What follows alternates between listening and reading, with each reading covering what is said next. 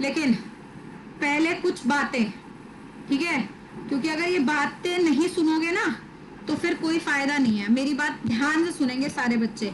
ये बातें बताने का मकसद ये नहीं है कि मैं आपको डरा रही हूँ या कुछ कर रही हूँ। ये बातें बना के मैं आपके सामने एक क्लियर पिक्चर रखना चाह रही हूँ कि एक्चुअली में ऑर्गेनिक क्या है और ऑर्गेनिक किस लेवल का डेडिकेशन मांगती है। ठीक है, सुनिए, अभी मेरा स्क्रीन शेयर नहीं हो रहा है, मैं अभी लॉग इन करूंगी दोबारा से, बट पहले मैं बता देती हूँ।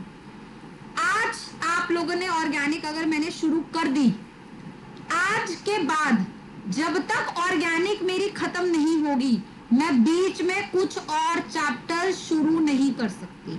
ऑर्गेनिक अगर एक बार शुरू हो गई तो वो आखिरी सांस तक करनी है, जब तक ऑर्गेनिक पूरी खत्म नहीं हो जाती। पहली चीज तो ये। तो नो मैटर आपके स्कूल के पेपर में कुछ आ रहा है या आप कह रहे हो मैम हम बोर हो गए ऑर्गेनिक से, give it a break, let's start with some other topic, that is not possible. If we have started with organic we have to end it. बीच में हम कोई और चैप्टर शुरू नहीं कर सकते। First thing. सेकेंड थिंग, जब आप लोगों को सॉलिड स्टेट पढ़ाया तो आपने सॉलिड रिवाइज किया, जब आपको सोल्यूशन पढ़ाया आपने सोल्यूशन रिवाइज किया, राइट? जब आपको ऑर्गेनिक पढ़ाया जाएगा आप ऑर्गेनिक रिवाइज करेंगे। मेरा मतलब समझिए, ऑर्गेनिक में दो बहुत सारे चैप्टर्स हैं। जीओसी एक चैप्टर है, आइसोमेरिज्म चैप्टर है, हाइड्रोकार्बन चैप्टर है, अलग अलग चैप्टर्स हैं। लेकिन मुझे चैप्टर नहीं रिवाइज करने, मुझे हर बार ऑर्गेनिक रिवाइज करना है। मतलब मैं जब भी ऑर्गेनिक लेके बैठूंगी ना मैं शुरू से रिवाइज करूंगी, जीरो से। मैं बीच में से रिवाइज नहीं करूंगी। ऑर्गेनिक को हमेशा शुरू से रिवाइज करना है। ऑर्गेनिक कनेक्टेड है। ऑर्गेनिक को चैप्टर वाइज नहीं समझना कि भाई अल्काइल हैलाइड पढ़ा रहे हैं तो भाई अल्काइल हैलाइड की रिएक्शन याद है, हाइड्रोकार्बन की याद नहीं है, जबकि हाइड्रोकार्बन अल्काइल हैलाइड सब एक है। ठीक है, अब आप बोलेंगे मैम हम हाइड्रोकार्बन में छुट्टी मान लेते हैं, अल्काइल हैलाइड से कर लेंगे। ठीक है, या फिर कोई 12th का बच्चा बोल रहा है मैम 12th में तो अल्काइल हैलाइड है, आप हाइड्रोकार्बन क्यों पढ़ा रहे हो? भाई ये सब एक है, ये सिर्फ पागल बनाने की स्कीम है, चैप्टर अलग अलग लिख देते हैं, ये सारी चीजें एक है। तो इसलिए मैं 11th से पढ़ाऊंगी, मैं 0 से पढ़ाऊंगी, ये मान के कि तुम्हें आए या ना आए, मेरा काम है पढ़ाना, मेरा फर्ज है, मेरा धर्म है, मैं पढ़ाऊंगी 0 से। और तुम्हारा धर्म ये है कि तुम सारी चीजें 0 से शुरू करोगे। इस चीज के ऊपर ओवर कॉन्फिडेंट मत हो कि मुझे हाइड्रोकार्बन आ गया, मेरा टेस्ट पूरा हो जाएगा। जब मैं 2 दिन बाद अल्काइल हैलाइड में हाइड्रोकार्बन के रिएक्शन पूछती हूँ ना, सब भूल चुके होते हैं। सबसे वॉलेटाइल है, दिमाग से तुरंत उड़ जाएगा, समझ नहीं आएगा क्या है। तो हर एक चीज को, हर एक लाइन को, मेरी हर एक स्टेटमेंट को बहुत केयरफुली सुनना है और समझना है, और हर बार 0 से रिवाइज करना है। कितने बच्चों को मेरी बात समझ आ गई है? Yes ma'am. ठीक है, अब एक साथ कलेक्टिवली बता दो कि हर बार जब भी ऑर्गेनिक रिवाइज करोगे तो कैसे रिवाइज करोगे? 0 से। ठीक है, ऑर्गेनिक मैथ्स के जैसा होता है। मैथ्स समझते हो? बिना लिखे मैथ्स नहीं सॉल्व करते ना, मैथ्स ओरली नहीं करते, गलती हो जाती है। मैथ्स को लिख के सॉल्व करते हैं, ऑर्गेनिक लिखनी है। तो अभी तो मैं क्लास में जब लिखवा रही हूँ तो आप लिख रहे हो, नोट्स बना रहे हो, लेकिन जब आप पढ़ोगे भी ना तो भी आपको लिख लिख के पढ़ना है, समझ रहे हो? पढ़ना नहीं है ऐसे सरफेस के जैसे पढ़ रहे हैं, थ्योरी पढ़ रहे हैं, एब्जॉर्प्शन ये होता है, एब्जॉर्प्शन ये होता है, नहीं, पढ़ना नहीं है, लिखना है। दूसरी चीज दिमाग में घुसा लो, क्या बोला? पढ़ना नहीं, लिखना। लिख लिख के पढ़ना है इसे। पढ़ोगे ना उड़ जाएगा दिमाग से, पढ़ लिख लिख के पढ़ना है। मैथ्स को सॉल्व करना पड़ता है ना, ऑर्गेनिक को सॉल्व करना पड़ता है मैथ्स के जैसे। ठीक है, तो मेरे साथ चलिए, दिक्कत हो मैं खड़ी हूँ तुम्हारे साथ, लेकिन ऑर्गेनिक तुम लोगों का खून पसीना मांगती है, समझ रहे हो? देना पड़ेगा। ये तो इसके बिना तो 12th करना ही व्यर्थ है। 12th करना क्या, केमिस्ट्री पढ़ना ही व्यर्थ है। केमिस्ट्री ऑर्गेनिक के बिना कुछ भी नहीं है। क्लियर? अब डर लग रहा है या अच्छा लग रहा है सुनने में, या एक्साइटमेंट हो रही है कि अब चलो ऑर्गेनिक शुरू हो रही है? दोनों में। डरना जरूरी है भैया, ऑर्गेनिक में डरना जरूरी है, क्योंकि ऑर्गेनिक एक ही बार में छक्के छुड़ा देती है। एक क्वेश्चन अभी आपको लग रहा होगा 2 मिनट पहले कि हमें सब आता है, एक क्वेश्चन मैं पूछूंगी कुछ भी नहीं आता होगा। ठीक है, तो इसलिए ओवर कॉन्फिडेंट नहीं होना ऑर्गेनिक में कि हमें आता है। ठीक है, अंडर कॉन्फिडेंट भी नहीं रहना कि हमें नहीं आता। हमें बस मेहनत करनी है, कांस्टेंट पढ़ाई करनी है और 0 से करनी है और लिख लिख के देखना है। चलिए शुरू करते हैं। बस 1 सेकेंड में मैं लॉगिन वापस से कर रही हूँ क्योंकि मेरा स्क्रीन शेयर नहीं हो रहा है।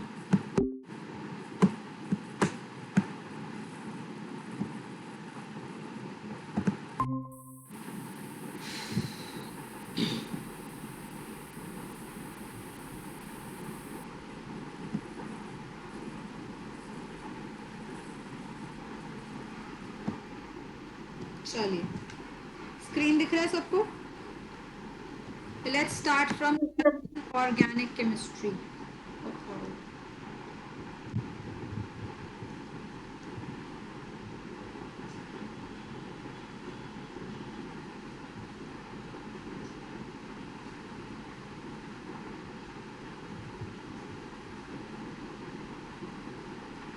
Now what is general organic chemistry? General organic chemistry general बातें करेंगे ऑर्गेनिक के बारे में, कुछ सारे इफेक्ट्स और कुछ इंटरमीडिएट्स हैं जिसको हम लोग जो है यहाँ पे स्टडी करने वाले हैं। ठीक है, तो सबसे पहले बात करते हैं, आप लोगों ने केमिकल काइनेटिक्स करा है तो आप लोगों को ये फेयर अंदाजा है कि हमारा जो भी केमिकल रिएक्शन होगा बेटा वो 2 स्टेप का हो सकता है, 2 तरीके का हो सकता है। कहने का मतलब या तो मेरा केमिकल रिएक्शन सिंपल होगा, सिंपल मतलब एलिमेंट्री जो 1 स्टेप होगा,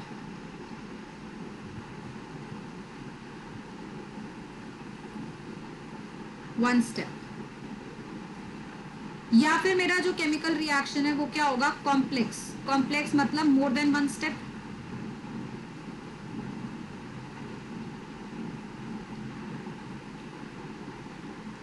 अगर मेरा केमिकल रिएक्शन एलिमेंट्री होता है,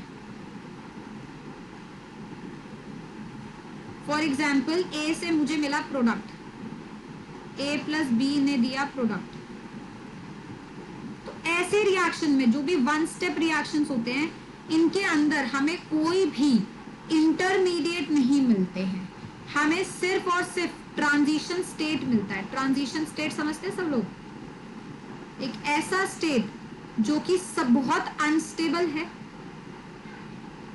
अनस्टेबल मतलब हाई एनर्जी का है,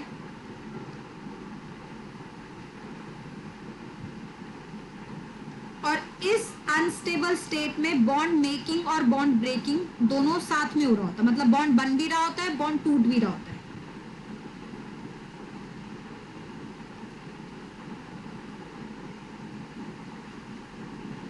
बोथ अकर्स।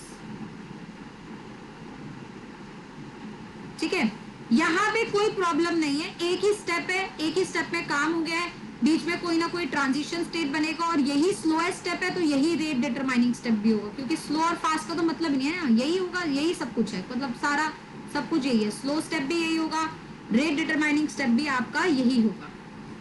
मेन कंसेप्ट आता है जब आपके पास कॉम्प्लेक्स रिएक्शन, मेजरली रिएक्शंस हमें कॉम्प्लेक्स ही मिलने वाले ऑर्गेनिक में। तो अगर रिएक्शन कॉम्प्लेक्स है, एक से ज्यादा स्टेप में हो रहा है, तो ए से पहले मिलेगा एक इंटरमीडिएट, फिर इंटरमीडिएट जाएगा प्रोडक्ट में, ये हुआ 2 स्टेप। अगर 3 स्टेप है तो 2 इंटरमीडिएट्स मिलेंगे। 3 स्टेप रिएक्शन है तो रिएक्टेंट ने दिया इंटरमीडिएट 1, इंटरमीडिएट 1 ने दिया इंटरमीडिएट 2, इंटरमीडिएट 2 फाइनली गया प्रोडक्ट में। तो हमें कितने स्टेप्स में करा, 3 स्टेप में करा तो 2 इंटरमीडिएट मिले। 1 स्टेप में कर रहे हो तो कोई इंटरमीडिएट नहीं मिल रहा, 2 स्टेप में कर रहे हो तो 1 इंटरमीडिएट मिल रहा है। मतलब जो भी कॉम्प्लेक्स रिएक्शन मैं करूंगी उसके अंदर कोई ना कोई इंटरमीडिएट मुझे जरूर मिलेगा। तो जनरल ऑर्गेनिक केमिस्ट्री में हमारा टारगेट है जो हम ये इंटरमीडिएट्स बनेंगे हमारे ऑर्गेनिक केमिस्ट्री में, ये कौन कौन से होंगे, इन सब की रिएक्टिविटी क्या होगी, इन सब की स्टेबिलिटी क्या होगी, इसको चेक करना। समझ आई बात? हाँ या ना? Yes ma'am. Yes, ma'am. सबसे पहली चीज, हमेशा नंबर ऑफ इंटरमीडिएट्स कितने बनेंगे, जितने भी रिएक्शन के नंबर ऑफ स्टेप्स है उसमें से 1 को सब्ट्रैक्ट कर दीजिए।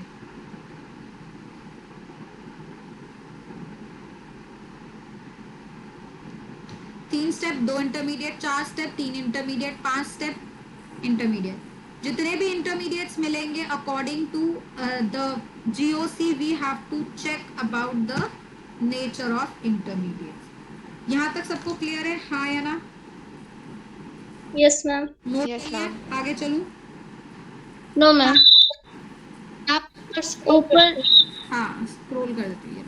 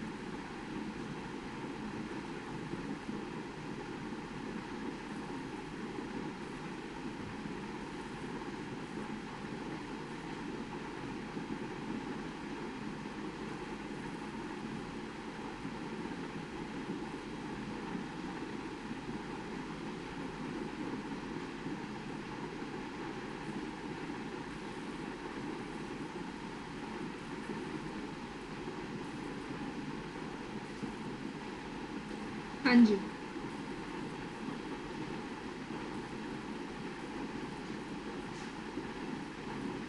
डन।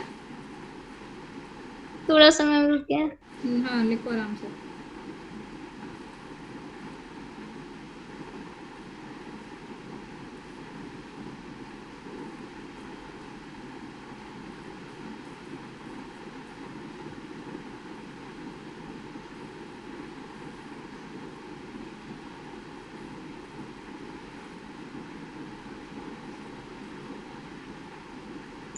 मैम हाँ बेटा। मैम ट्रांजिशन स्टेट तो एलिमेंट की रिएक्शन हो या कॉम्प्लेक्स भी आती है। हाँ, लेकिन जो ट्रांजिशन स्टेट होती है वो पढ़ी सिर्फ एलिमेंट्री रिएक्शंस के लिए जाती है ना, कॉम्प्लेक्स रिएक्शंस के लिए तो सिर्फ इंटरमीडिएट्स ही पढ़ते हैं। हालांकि इंटरमीडिएट बनाने में भी ट्रांजिशन स्टेट लगेगी, बट ये ट्रांजिशन स्टेट इंटरमीडिएट बनाने के लिए और जो ऊपर हमने ट्रांजिशन स्टेट बोली है वो प्रोडक्ट बनाने के लिए, तो इसलिए वो ज़्यादा इंपॉर्टेंट है। मैम जैसे कहते हैं ना कि ट्रांजिशन स्टेट सबसे हाईएस्ट पॉइंट होती है, तो एक हाईएस्ट पॉइंट तो कॉम्प्लेक्स रिएक्शन में भी आएगा ही। हाँ, मैं वही तो कह रही हूँ, आ रहा है, ट्रांजिशन स्टेट बन रही है, लेकिन वो ट्रांजिशन स्टेट इंटरमीडिएट बनाने के लिए होगी ना। जैसे अगर ऐसा रिएक्शन है तो ये इंटरमीडिएट है, इंटरमीडिएट बनाने की ट्रांजिशन स्टेट है, समझ रही हो? है हाँ ट्रांजिशन स्टेट, लेकिन जो वन स्टेप की ट्रांजिशन स्टेट है वो प्रोडक्ट बनाने के लिए ट्रांजिशन स्टेट है। तो ज्यादा इंपॉर्टेंट कौन है? ये वाली ना, क्योंकि यही अल्टीमेट है, ये प्रोडक्ट बना रही है सीधा, समझ आई बात? Yes ma'am. तो जब कॉम्प्लेक्स रिएक्शंस होंगे तो ट्रांजिशन स्टेट जरूर होंगी, लेकिन हम इंपॉर्टेंस किसको देंगे? सिर्फ इंटरमीडिएट्स को। यस मैम, क्योंकि एलिमेंट्री रिएक्शन में सिर्फ ट्रांजिशन स्टेट बनती है और हाँ, कॉम्प्लेक्स इंटरमीडिएट भी बनते हाँ, हैं। तो इंटरमीडिएट और ट्रांजिशन स्टेट में इंटरमीडिएट की वो ज्यादा होती है ना, एग्जिस्टेंस, हाफ लाइफ ज्यादा रहती है, एग्जिस्ट करता है। ट्रांजिशन स्टेट तो और ज्यादा अनस्टेबल होता है। यस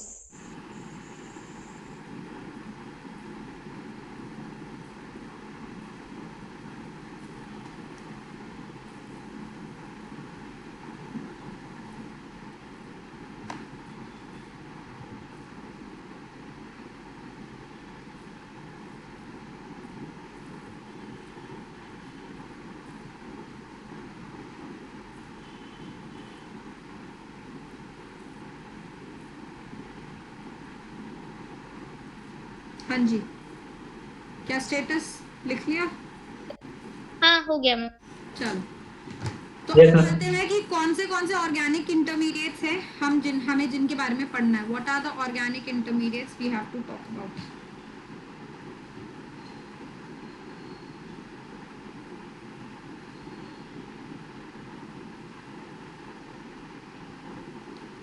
ये आखिरी तक काम आते रहेंगे, जब तक ये पूरा ऑर्गेनिक का सीरीज खत्म ही नहीं होता तब तक हम लोग जो है वो बनाते रहेंगे इंटरमीडिएट्स ना। तो सबसे पहला सिंपल इंटरमीडिएट की बात करते हैं, carbocation. Carbocation is the very simple intermediate which is form, ठीक है ना। कार्बोकटायन क्या होता है?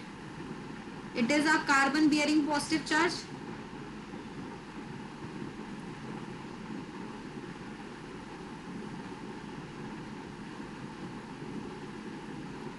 एक ऐसा कार्बन है जिसपे पॉजिटिव चार्ज होता है, जैसे कि ये कार्बन है, इस पे मैंने 3 बॉन्ड बना दिए बट एक प्लस चार्ज रख दिया। तो जिस कार्बन पे 3 बॉन्ड अगर मैंने बनाया बेटा, तो इस 3 बॉन्ड की वजह से इसके ऊपर कितने इलेक्ट्रॉन आएंगे? कार्बन के ऊपर 6 तो इलेक्ट्रॉन होंगे ना, 8 तो नहीं हो पाए पूरे। इसका मतलब जो भी कार्बोकटायन होगा वो हमेशा क्या रहेगा? Electron deficient. कार्बोकटायन पे कितने इलेक्ट्रॉन है? 6, तो इसके पास क्या होता है? Sextet of electron.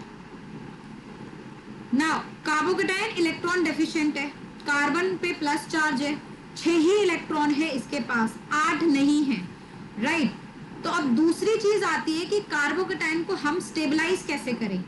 तो पूरी ऑर्गेनिक केमिस्ट्री का सारांश इस चीज के ऊपर टिका हुआ है कि जो चार्ज होता है वो बर्डन होता है। Charge is a burden. तो कभी जीवन में स्ट्रेस आए या बर्डन आए तो बर्डन को रिलीज करोगे, बर्डन के साथ जियोगे? हटाओगे ना, बर्डन को रिलीज करोगे तभी तो सुखी जीवन जी पाओगे। तो हमें भी पूरे जीओसी में बर्डन को हटाना है, मतलब प्लस चार्ज को हटाना है। तो प्लस चार्ज का मतलब है मेरे पास इलेक्ट्रॉन नहीं है, इसे कैसे हटाओगे? इलेक्ट्रॉन दे के, करेक्ट। तो carbocation is stabilized by electron donation. आप इसे इलेक्ट्रॉन देते रहिए, ये स्टेबलाइज होता रहेगा, ठीक है। मोस्ट इंपॉर्टेंट बात जो अभी तक नहीं लिखी और बहुत सारे बच्चे भूल जाते हैं, carbocation is always sp2 hybridised. वो हमेशा sp2 हाइब्रिडाइज्ड रहता है, इसलिए कार्बोकटायन ऑलवेज क्या रहता है? प्लेनर। हमेशा ये एक ही प्लेन पर एग्जिस्ट करेगा। मतलब ये जो तीनों ग्रुप मैंने कार्बन के ऊपर लगाए हैं, they all will lie in one plane. A group, B group, C group, whatever, सारे के सारे एक ही प्लेन पे लाई करेंगे और इसका एक 2p ऑर्बिटल खाली है जिसकी वजह से इसके ऊपर एक प्लस चार्ज आया। यहाँ तक बात सबको क्लियर है? हाँ या ना? Yes, ma'am.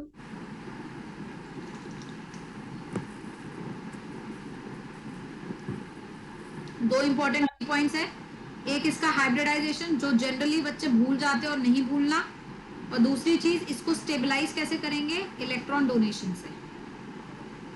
खुद क्या है ये? Electron deficient. तो जो भी इलेक्ट्रॉन डेफिशिएंट होते हैं बेटा, इनको एक और नाम दिया जाता है electrophile. So carbocation will act as a electrophile. ठीक है जी, लिख लिया सबने? No, ma'am.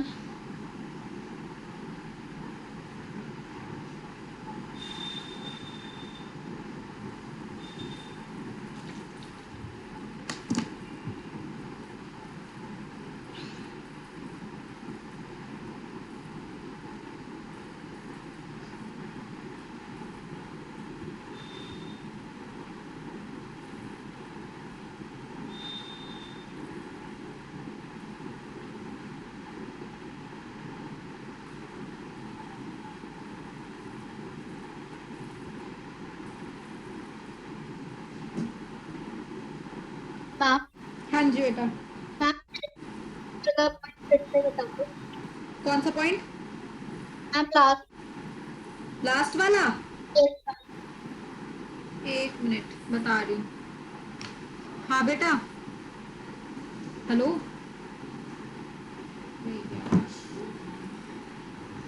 हाँ, मैं ये लास्ट वाला पॉइंट ही बता रही थी कि sp2 हाइब्रिडाइज होता है, ये बता दूं Yes. भाई। sp2 हाइब्रिडाइज कैसे? इसके पास कितने सिग्मा बॉन्ड है? 3 सिग्मा बॉन्ड है ना। तो Yes. हाइब्रिडाइजेशन हमेशा जो होता है बच्चे, सिग्मा बॉन्ड प्लस लोन उसके बराबर होता है लोन पेयर के। लोन पेयर है नहीं, सिग्मा बॉन्ड है 3, है ना। तो 3 मतलब sp2, 2 और 1, 3, समझ गई। और sp2 हमेशा कैसा रहता है? ट्राइगोनल प्लेनर रहता है ना sp2, याद करो। Yes, ma'am. तो ये ऐसे ही ट्राइगोनल प्लेनर रहेगा, इसके सारे ग्रुप एक ही प्लेन पे रहेंगे, कहने का मतलब ये है हमारा। Okay.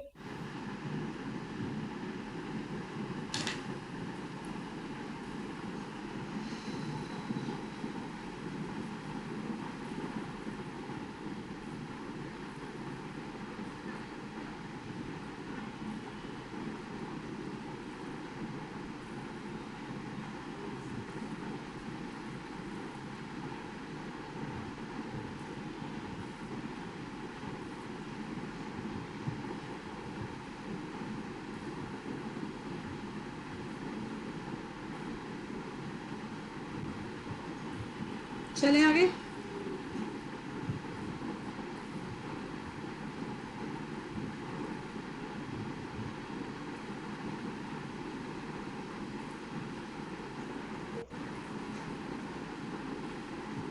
चलो, कार्ब एनायन लिख लिया ऊपर सबने ना। कार्ब एनायन क्या होता है? It's a carbon bearing negative charge. Anya ji सब सही चल रहा है? Yes ma'am. Ma'am carbanion है, कार्ब अनायन है। कार्ब एनायन भी लिखते हैं, कार्बो एनायन भी लिखते हैं। Okay.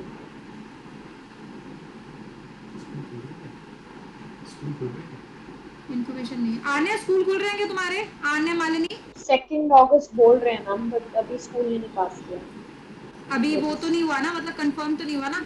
Ma'am but almost confirm भी है। हम मतलब तो ऑफलाइन ऑनलाइन दोनों होंगे या पेपर के लिए खुल रहे हैं? मैम या प्योरली ऑफलाइन होगा, ऑनलाइन कुछ भी नहीं होगा इस बार। ए भैया ये जो है ना, तुम ये एसजे वाले मेरे पास जरा कम आना, समझ रहे हो? मैम अगर स्कूल मैम जाओगे तो हम स्कूल ही बिल्कुल। नहीं जाएंगे। हाँ, स्कूल जाओगे तो मैं नहीं बुलाऊंगी। तुम लोगों मैम आपके पास ने मैम हम आपके पास आएंगे, हम स्कूल नहीं जाएंगे। हाँ, ऐसे कर लो, स्कूल जाओगे तो मेरे पास बताना गलती से। मैम कह रहे हो कि 16 अगस्त से पेपर है, तो हाँ, वो तो कोई बात नहीं, पेपर वेपर ले लो। तुम लोग अगर स्कूल गए ना तो मैं तुम्हें घुसने नहीं दूंगी इंस्टीट्यूट में। तुम्हारे स्कूल वाले ने पिछली बार भी इतनी वो करी है। मैम मेरा भी कौन सा मन है जाने का। हाँ, बिल्कुल नहीं जाना। फिर सो जाएगा तो फिर बैठो अगर करते। अगर कुछ कंफर्म होता है तो मुझे बताना, है ना? क्योंकि यस। स्कूल का नोटिस तो आ गया, तो मैं सोच रही हूँ फिर कोचिंग भी खोला जाए, स्कूल खुलेगा तो कोचिंग भी खुलेगा फिर। चलो, carbon bearing negative charge is called a carb anion. अब जो कार्ब एनायन है बेटा, सुनो, उस पर नेगेटिव चार्ज आ गया, ठीक है? नेगेटिव चार्ज का मतलब क्या है? 2 इलेक्ट्रॉन यहाँ, 2 इलेक्ट्रॉन यहाँ, 2 इलेक्ट्रॉन यहाँ और 2 ये, मतलब ऑक्टेट तो इसका कंप्लीट है ना? समझ रहे हो? ऑक्टेट कंप्लीट है, 8 इलेक्ट्रॉन पूरे हैं, लेकिन ये इलेक्ट्रॉन रिच बोला जाता है, it is called electron rich. अब मेरी बात थोड़ा ध्यान से सुनेंगे बच्चे। कई बच्चे इस चीज में बड़ा कंफ्यूज रहते हैं कि इलेक्ट्रॉन रिच कौन होता है। कौन मुझे बताएगा इलेक्ट्रॉन रिच का क्या मतलब है? मैम जिसके पास लोन पेयर है। अच्छा, और कोई? मैम जिसके पास कोई डेफिशिएंसी ना हो इलेक्ट्रॉन्स की, नेगेटिव चार्ज है जिसकी। डेफिशिएंसी ना हो या जरूरत से ज्यादा हो? हम जरूरत से जिसके ज्यादा पास हो। हाँ, क्या बोला? कोई बोल रहा था, आकृति क्या बोल रही थी? मैम जिसके पास एक्सेस इलेक्ट्रॉन्स हो। एक्सेस इलेक्ट्रॉन, है ना? अब ये एक्सेस से मेरे को जरा समझाओ। अगर मैं कोई एक ऐसा एटम लूं जैसे कि PCl5, इसमें फास्फोरस के सेंट्रल एटम पे तो 10 इलेक्ट्रॉन है, क्योंकि 5 बॉन्ड बना रहा है, तो उसके पास तो जरूरत से ज्यादा इलेक्ट्रॉन है। इज इट इलेक्ट्रॉन रिच और not? Yes yes ma'am. Yes ma'am. कितने बच्चे बोल रहे हैं? पार्वती बोल रही है, और कौन बोल रहा है? और कोई भी यस था? मैम मैंने बोला। आन्या, शाबाश। और कौन? मैम आपने क्या पूछा है? एक बार मैंने रिपीट ये कर दोगे? पूछा कि इलेक्ट्रॉन रिच मतलब जिसके पास ज्यादा इलेक्ट्रॉन है, करेक्ट? जरूरत से ये ज्यादा। तो फास्फोरस यस मैम। PCl5 में फास्फोरस के पास वैलेंस शेल में 10 इलेक्ट्रॉन आ गए, क्योंकि 5 बॉन्ड बना रहा है क्लोरीन के साथ, है ना? Yes ma'am. तो 10 इलेक्ट्रॉन आ गए, तो जरूरत तो 8 की होती है, 8 से ज्यादा 10 हो गए, तो ये भी तो इलेक्ट्रॉन रिच हुआ। Yes ma'am. यस। बिल्कुल देख। मैम इसके बाद डी ऑर्बिटल्स होते हैं हाँ, तो फुलफिल शायद कर लेता है। तो फिर उससे क्या होगा? तो ये तो रख सकता है ना, जितना इसके पास वैलेंस इलेक्ट्रॉन है उतने इलेक्ट्रॉन को रख सकता है ना पैरिंग के लिए। हाँ हाँ, बिल्कुल रख सकता है। फिर तो मतलब तू ये बोलना चाह रहा है? Yes ma'am. ठीक, बिल्कुल सही बोल रहा है। This is ma'am not electron rich. PCl5 10 electron valence shell में, SF6 12 इलेक्ट्रॉन अरे इनसे मतलब नहीं, ये रिच नहीं होते। रिच कौन होता भाई? रिच वो नहीं होता, सिंपल सा एग्जांपल है, रिच वो नहीं होता जिसके बैंक अकाउंट में ज्यादा पैसा है बेटा। रिच वो होता है जो चैरिटी करने में बिलीव करता है, जो पैसा निकालने में बिलीव करता है, पैसा खर्च करने में बिलीव करता है। करोड़ों रख लो बैंक अकाउंट में, थोड़ी रिच बन जाओगे जब खर्चे नहीं कर रहे। तो समझ रहे हो मेरी बात? Can you understand? हाँ या ना? तो रिच कौन है? सुनो, रिच वो नहीं है जिसके पास सेंट्रल एटम पे 10 इलेक्ट्रॉन है, नहीं नहीं नहीं। रिच वो है जिसके पास अनशेयर्ड पेयर ऑफ इलेक्ट्रॉन है, पेयर ऑफ इलेक्ट्रॉन है and unshared pair of electron है एंड ध्यान रखिए एंड ऑक्टेट कंप्लीट है। ये बड़ी जरूरत है। हम लोन हाँ हाँ बोलो। लोन पेयर एंड नेगेटिव भी तो हो सकता है। You said only lone pair ना। मैम लोन पेयर और अनशेयर्ड में अंतर है? अनशेयर्ड का मतलब लोन पेयर और नेगेटिव दोनों हो सकते हैं। अच्छा ठीक है, तो हमारा मतलब समझो, इलेक्ट्रॉन रिच कौन है? जिसका ऑक्टेट कंप्लीट है, मतलब उसके पास 8 इलेक्ट्रॉन पूरे हैं, 8 से ज्यादा नहीं चाहिए, 8 ही चाहिए, 8 पूरे होने चाहिए। और साथ में कोई लोन पेयर या नेगेटिव चार्ज होता है, उससे इलेक्ट्रॉन रिच बोलते हैं। जैसे कि देखिए अमोनिया, देखो ऑक्टेट पूरा है, 8 इलेक्ट्रॉन है, लेकिन अनशेयर्ड पेयर ऑफ इलेक्ट्रॉन है, इसको बोलूंगी इलेक्ट्रॉन रिच। समझ आई बात? हाँ या ना? वाटर ऑक्टेट पूरा है, 2 अनशेयर्ड पेयर ऑफ इलेक्ट्रॉन है, इसको बोलूंगी इलेक्ट्रॉन रिच। OH माइनस, इसको बोलूंगी इलेक्ट्रॉन रिच। NH2 माइनस, इसको बोलूंगी इलेक्ट्रॉन रिच। ठीक है, अब ऐसा नहीं कि भाई यहाँ ले लिया H और यहाँ ले लिया H और यहाँ ले लिया ये 2 इलेक्ट्रॉन, बोलते हैं कार्बीन। अब बोलो कार्बीन इलेक्ट्रॉन रिच? अबे नहीं है इलेक्ट्रॉन रिच। 8 इलेक्ट्रॉन पूरे हैं क्या? नहीं, 6 ही इलेक्ट्रॉन है ना। समझ रहे हो? 2 2 4 2 6। तो ये हालांकि इसके पास पेयर है, लोन पेयर है, अनशेयर्ड पेयर है, बट ऑक्टेट पूरा नहीं है, तो इलेक्ट्रॉन रिच नहीं है। समझ? तो इलेक्ट्रॉन रिच वो नहीं होता PCl5 SF6 जिसमें ऑक्टेट एक्सीड हो गया या 8 से ज्यादा इलेक्ट्रॉन हो गए। नहीं, इलेक्ट्रॉन रिच वो होता है जिसके पास 8 इलेक्ट्रॉन है और नेगेटिव चार्ज या फिर लोन पेयर है या फिर अनशेयर्ड पेयर ऑफ इलेक्ट्रॉन है। ये इतनों को समझ आइए? Yes ma'am. ओके, उसके हाँ जी। मैम जो ये है कार्बन आयन, वापस से क्या? मैम जो कार्बन आयन है, हाँ, मैम इस पे नेगेटिव चार्ज आया तो अगर 2 से ज्यादा इलेक्ट्रॉन आ सकते हैं तो ऑक्टेट एक्सीड भी तो हो सकता है। 2 से कार्बन पे कैसे आ सकते हैं? कार्बन तो नहीं बना सकता ना, 4 ही बॉन्ड बना सकता है ना, 8 इलेक्ट्रॉन रख सकता है, कोवेलेंसी को एक्सीड नहीं कर सकता ना। ऑर्बिटल कहाँ है उसके पास? Okay ma'am. है ना। सो इलेक्ट्रॉन रिच सबको क्लियर होना चाहिए। जो इलेक्ट्रॉन रिच है उसी को अपन लोग क्या बोल रहे हैं? Nucleophile. So this is the carbon ion is a nucleophile, मतलब इलेक्ट्रॉन रिच है, कार्बन के ऊपर नेगेटिव चार्ज है, ऑक्टेट कंप्लीट होता है। अब इसको कैसे स्टेबलाइज करोगे? I am telling you just now कि चार्ज इज अ बर्डन, तो नेगेटिव चार्ज को कैसे स्टेबलाइज करोगे? नेगेटिव चार्ज हटा के या नेगेटिव चार्ज और देके? मैम नेगेटिव चार्ज हटा के। नेगेटिव चार्ज को कैसे हटाओगे? जो ऐसे ग्रुप्स होंगे जो इलेक्ट्रॉन को विड्रॉ करेंगे उनको लगा के, है ना। तो stabilized by electron withdrawing group.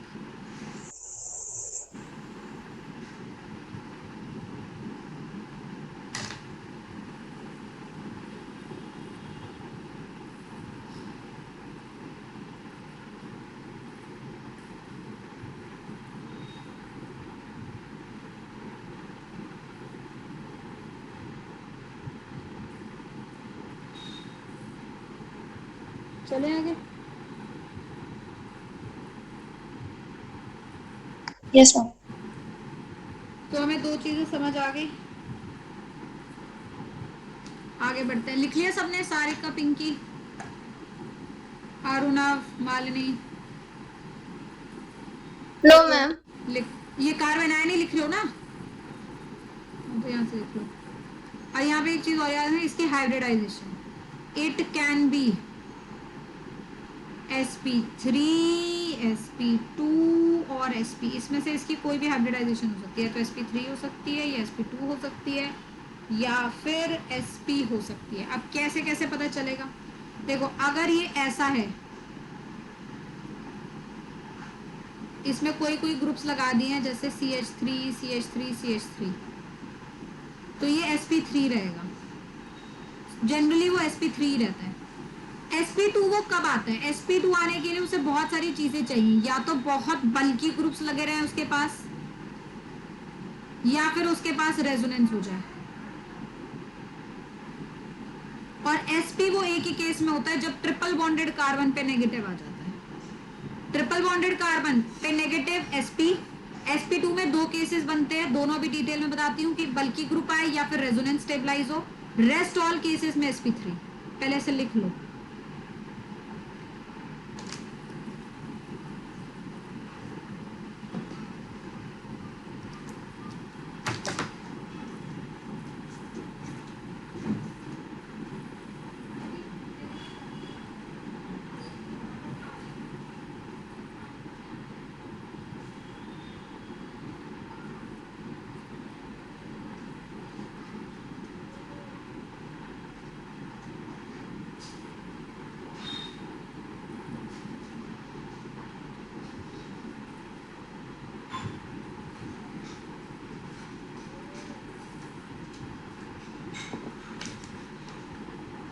Note करिए तो बताना।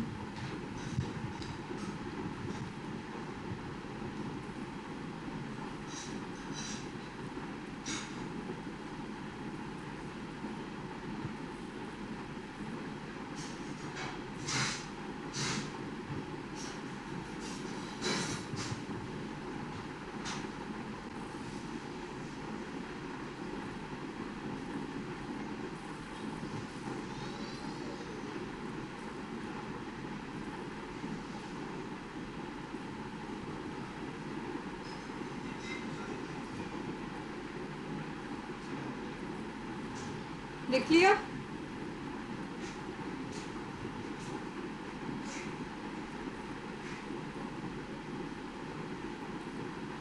Yes ma'am.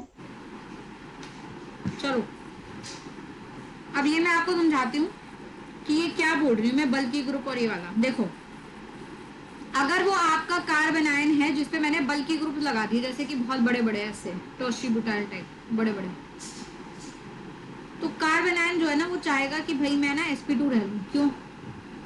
क्योंकि अगर वो sp2 रहेगा ना तो उसका बॉन्ड एंगल 120 होगा, समझ रहे हो? वहीं पे अगर बल्कि ग्रुप्स के साथ ये बेचारा रहना चाहेगा sp3, तो बॉन्ड एंगल 109 होता है वैसे sp3 में, बट अब उससे भी कम हो जाएगा क्योंकि नेगेटिव चार्ज आ गया, तो बॉन्ड एंगल जो है वो लेस देन 100 हो जाएगा, और लेस देन 100 होने से क्या हो जाएगा? स्ट्रक्चर अनस्टेबल हो जाएगा। तो अगर आपने बहुत बड़े बड़े ग्रुप जैसे बहुत एक्सटेंसिव ब्रांचिंग वाले ग्रुप्स लगा रखे हैं, तो कार्बन आयन हमेशा कौन सा हाइब्रिडाइजेशन ऑक्यूपाई करता है? sp2। ये बात क्लियर हो रही है, हाँ या ना? Yes ma'am. Yes ma'am. अब आती है दूसरी बात, रेजोनेंस वाली। रेजोनेंस को अभी हम वैसे डिटेल में आगे पढ़ेंगे, बट जब तक नहीं पढ़ रहे तब तक समझ लिए। अगर आपके पास कोई भी ऐसा कार्बन आयन है जो किसी डबल बॉन्ड के साथ, डबल बॉन्ड के बगल वाले कार्बन पे लाइक दिस, जहां पे आप देख रहे हैं रेजोनेंस हो सकती है लाइक दिस, तो हमेशा वो कार्बन आयन sp2 रहना चाहिए, वो हमेशा sp2 रहेगा। इनफैक्ट कोई भी अगर ऐसा स्पीशीज है जिसपे लोन पेयर है, जैसे OCH3 है, उस पे लोन पेयर होता है, अगर मैं OCH3 ऐसे लूंगी ना, हमेशा ऑक्सीजन sp3 हाइब्रिडाइज रहेगा। लेकिन जैसे ही तुमने इसके लोन पेयर को चाहा कि भाई इसको ना किसी डबल बॉन्ड के साथ लगा दो, या रेजोनेंस हो सकती है, रेजोनेंस होते ही ऑक्सीजन क्या हाइब्रिडाइजेशन कर देगा? sp2। क्योंकि ऐसा बोला जाता है कि कहीं पे भी अगर रेजोनेंस हो जाए तो मॉलिक्यूल स्टेबल हो जाता है, और रेजोनेंस होने के लिए ये बात जरूरी है कि पाई बॉन्ड बने। आप सोचे जैसे ये नेगेटिव चार्ज इधर गिरेगा तो एक पाई बॉन्ड का फॉर्मेशन होगा इधर, है ना? तो पाई बॉन्ड तो सिर्फ sp2 में ही बनता है, जैसे यहाँ पे, तो इसलिए वो अपनी हाइब्रिडाइजेशन चेंज कर देता है। ठीक है, तो या तो बल्कि ग्रुप लगा रहे या फिर नेगेटिव चार्ज या लोन पेयर किसी डबल बॉन्ड के बगल में आ जाए जहां से वो रेजोनेट कर पाए, तो हमेशा हाइब्रिडाइजेशन sp2 हो जाती है। कितने बच्चे बात समझ पाए हैं? मैम रेजोनेंस फिर से समझा दो। रेजोनेंस का हम डिटेल में जाएंगे, अभी बस इतना समझ लो, नेगेटिव चार्ज एकदम डबल बॉन्ड के पास आ जाए तो sp2 हो जाता है। ठीक है, ओके।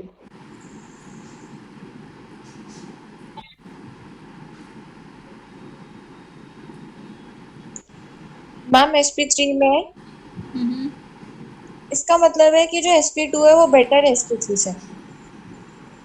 नहीं, नेगेटिव के केस में बेटर हो रहा है, वैसे ऐसा कुछ रूल नहीं है। हम इस केस में ही कह रही हूँ हाँ, इस केस में बेटर है। कि अगर हम स्टेबिलिटी चेक करेंगे बल्कि तो ग्रुप के केस में तो sp2 बेटर रहेगा sp3 से। और अगर नॉर्मल होगा तो बॉन्ड एंगल पे इफेक्ट पड़ेगा। नहीं तो बॉन्ड एंगल जब कम हो ही नहीं रहा, जब अगर कम हो भी रहा है तो किसी को दिक्कत नहीं हो रही, तो फिर कोई दिक्कत ही नहीं है। तो बल्कि ग्रुप है ना, तो अगर बॉन्ड एंगल कम होगा तो दिक्कत होगी, इसलिए प्रॉब्लम आ रही है। जैसे मतलब दो ग्रुप्स ले लिए, हाँ। मैंने दो ग्रुप्स ले लिए, हम्म। ठीक है, और एक पे मैंने लगा दिया CH3 और एक हाँ। पे मैंने CH3 लगाया। हाँ, ये कोई बल्कि ग्रुप्स नहीं होते, थोड़ा कम कर दो इसे, आज मेरे को देना। ये बल्कि नहीं होते, बल्कि का मतलब बहुत एक्सटेंसिव ब्रांचिंग बेटा, अच्छा, ये बल्कि नहीं है। ब्रांचिंग। हाँ, जैसे CH3 के ऊपर 3 CH3 और लगा दिए, फिर उसके ऊपर 4 और लगा दिए, ऐसे। अच्छा,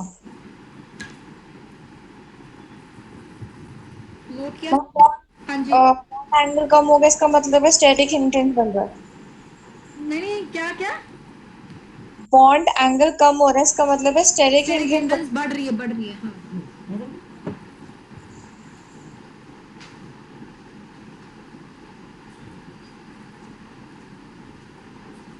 चलूँ आगे? Yes ma'am. चलो, ये हुआ कार्बोनाइन का झमेला, दो नंबर।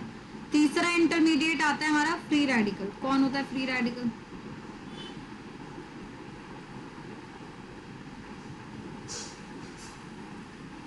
फ्री रेडिकल होता है ऑड इलेक्ट्रॉन स्पीशीज, ऐसे स्पीशीज जिसके अंदर ऑड इलेक्ट्रॉन हो, जैसे कि इस तरीके से 3 बॉन्ड है और एक इलेक्ट्रॉन रख दिया, लोन पेयर ना रखे, एक इलेक्ट्रॉन रख दिया, ठीक है। तो ये जो होते हैं ऑड इलेक्ट्रॉन, जैसे मैंने रेडिकल बनाया तो 2 2 4 2 6 और एक 7, 7 इलेक्ट्रॉन है ना इसके पास, ऑड इलेक्ट्रॉन है, समझ रहे हो, हाँ या ना? Yes ma'am. हालांकि ये चार्ज नहीं होते इलेक्ट्रॉन, ऑड इलेक्ट्रॉन की वजह से इन पे चार्ज नहीं आता। कार्बोकटाइन कार्बोनाइन चार्ज थे, this is a neutral species, charge नहीं है,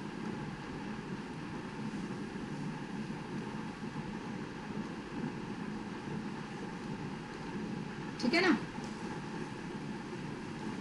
अब इनको हम लोग क्या कंसीडर करते हैं?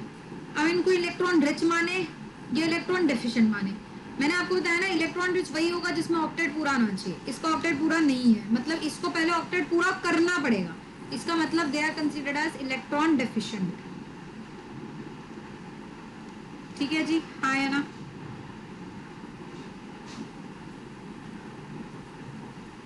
इनके हाइब्रिडाइजेशन की बात करें, इनके पास भी मल्टीपल हाइब्रिडाइजेशन पॉसिबल हैं। जनरली क्या होता है, sp3 रहते हैं, बट सर्टेन केसेस में sp2 भी होता है। Generally they exist like sp3 and sp2। sp hybridization एक रेडिकल के लिए बहुत ही अनस्टेबल होती है, तो हम नहीं कंसीडर करते, तो दे आर इधर sp3 और दे आर sp2। अब ये sp3 और sp2 कब कब होंगे, कैसे कैसे होंगे, उसके बारे में हम बात जरूर करेंगे। एक्चुअली में यहाँ पे जब हम ऑड इलेक्ट्रॉन की बात करते हैं तो चीजें उतनी सिंपल नहीं है जितनी कार्बोकटायन और कार्बोएनायन को लेके थी, ठीक है। इन कार्बोकटायन कार्बोएनायन का हाइब्रिडाइजेशन डायरेक्टली निकाला जा सकता था sigma electrons, sigma pi bonds और लोन पेयर देखकर, या लोन पेयर नहीं है या ऑड इलेक्ट्रॉन है, तो इनका हाइब्रिडाइजेशन बहुत डिफरेंट वे से निकाला जाता है, जो कि हम केमिकल बॉन्डिंग अंडर बेंस रूल पढ़ते हैं। वो जब पढ़ेंगे तब देखेंगे कि केमिकल बॉन्डिंग में बेंस रूल से रेडिकल की स्टेबल वो हाइड्रो वो फ्री रेडिकल या फिर किसी भी ऑड इलेक्ट्रॉन का हाइब्रिडाइजेशन कैसे निकालते हैं। अभी इनऑर्गेनिक पार्ट को छोड़ के ऑर्गेनिक पार्ट पे अगर फोकस करें, ऑर्गेनिक पार्ट में सिंपल सी चीज समझ लीजिए, अगर आपका भी रेडिकल कोई डबल बॉन्ड के बगल में आ रहा है, मतलब रेजोनेंस जैसी कोई कंडीशन बन रही है, तो बिना सोचे समझे हमेशा इसे क्या करेंगे, sp2। रेस्ट और क्या कर देंगे, sp3। बल्कि ग्रुप आ गया है, फिर से क्या कर देंगे, sp2, मतलब कार्बन आयन जैसे, समझ रहे हैं, हाँ या ना?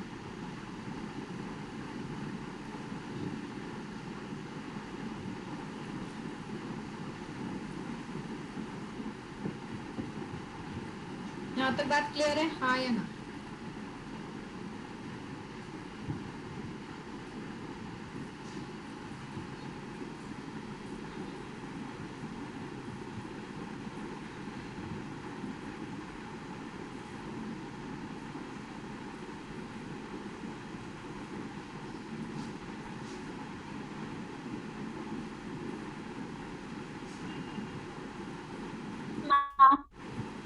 हाँ बेटा,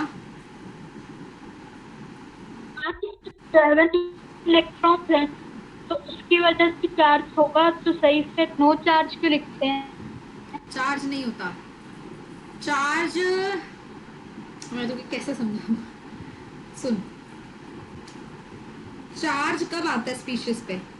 चार्ज दो ही तरीके के होते हैं, प्लस या माइनस। तुम जिस चार्ज की बात कर रही हो ना, वो फॉर्मल चार्ज है, ठीक है? हम फॉर्मल चार्ज, नकली चार्ज होते हैं, उनकी बात नहीं कर रहे, समझ रही हो? एक मिनट रुकना जरा। हाँ दिया, हेलो, वेरी गुड। और उनमें बाकियों में छूट गया था, क्या बात कर रही है?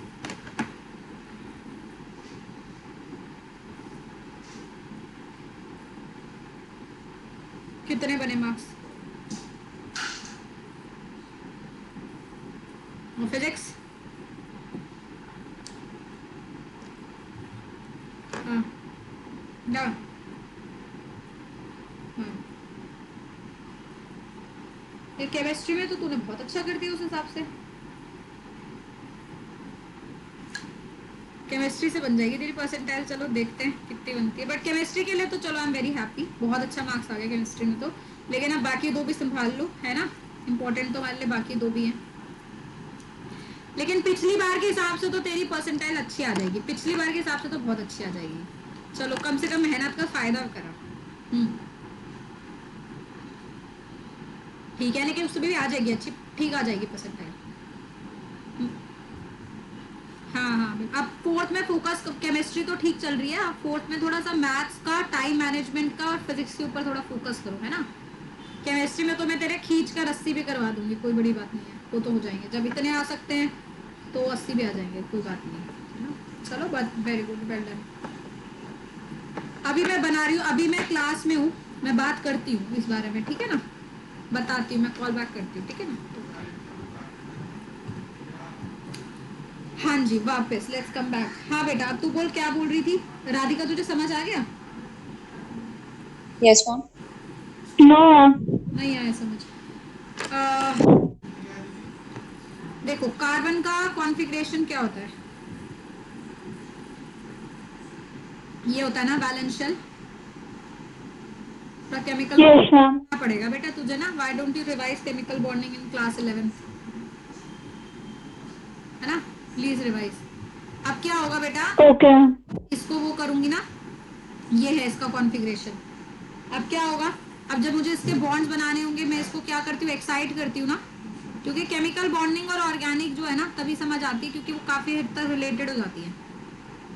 अब मैंने इसको एक्साइट कर दिया, ये एक्साइट करके कहाँ पहुंच गया बेटा? यहाँ पहुंच गया, करेक्ट? अब मैंने यस मैम।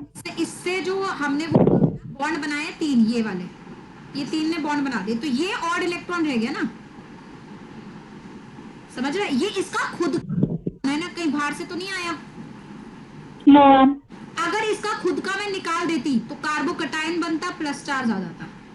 अगर ये इसका खुद का है और एक इलेक्ट्रॉन में इसमें दे देती, कार्ब एनायन बनता, नेगेटिव आ जाता। अपने इलेक्ट्रॉन से क्यों चार्ज लेगा, ये तो उसका खुद का ही है ना। ओके मैम, आ गया समझ। तो थोड़ा सा बॉन्डिंग है ना, थोड़ा सा बेसिक्स में जाएंगे। चलो यहाँ तक सबने नोट कर लिया, सबको समझ आ गया?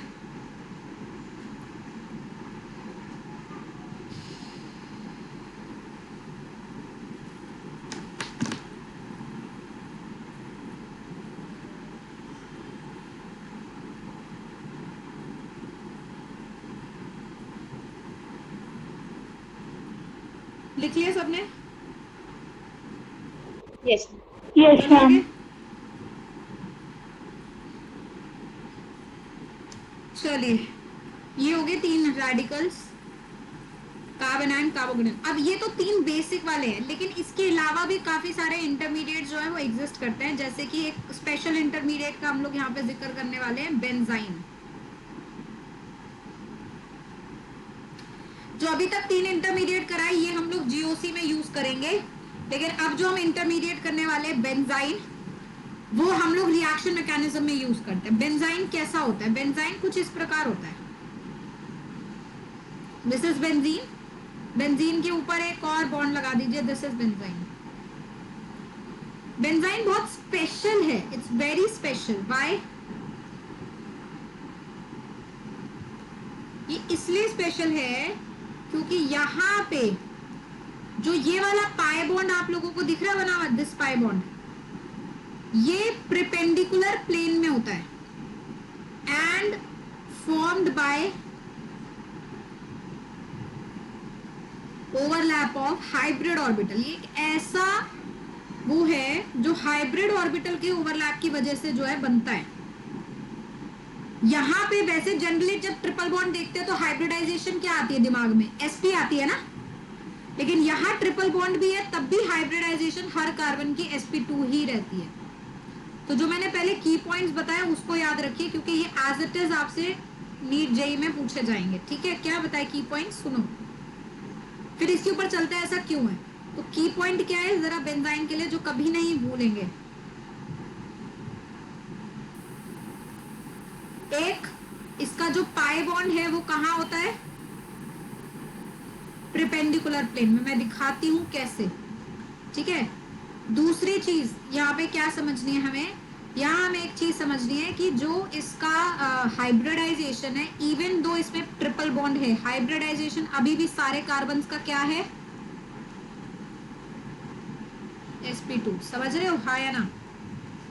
मॉडल से समझाऊंगी ना, अपने आप समझ आएगा सबको कि मैं क्या बोलना चाह रही हूँ। और तीसरी चीज जो मैं बता रही हूँ यहाँ, इसका की पॉइंट है वो ये है कि इसका जो पाई बॉन्ड है, जो एडिशनल पाई बॉन्ड बना है बाहर की तरफ एक्स्ट्रा वाला, वो हाइब्रिड ऑर्बिटल के ओवरलैप से बना है।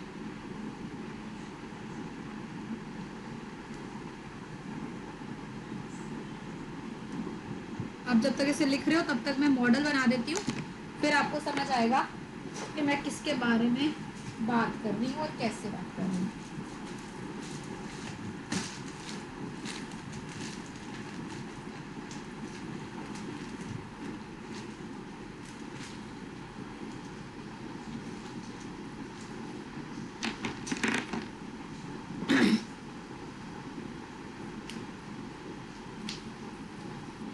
ऑर्गेनिक सीखनी है तो बिना मॉडल्स के तो ऑर्गेनिक में ना मजा आता है ना समझ आती है।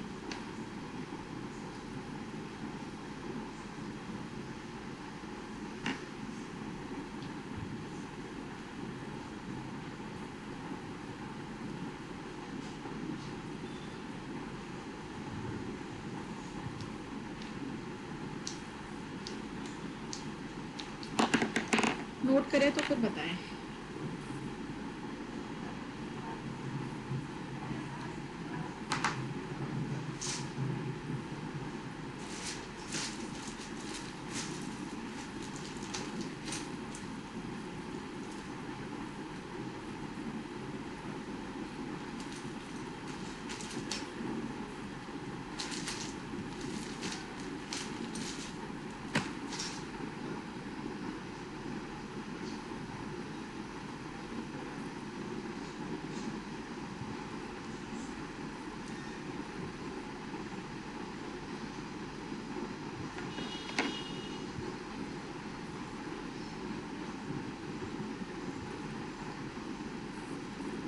नोट कर लिया सबने?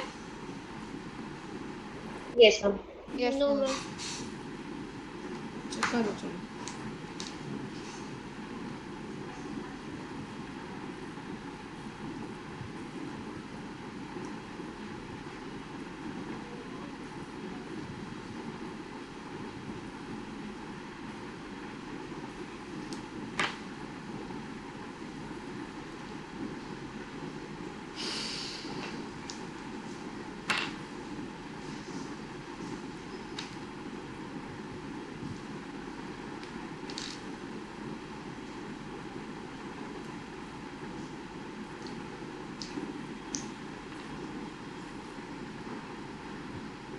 तीसरा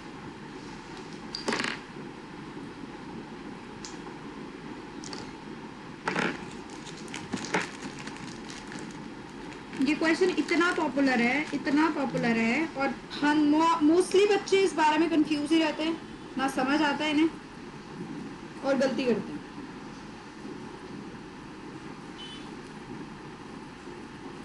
एक मिनट,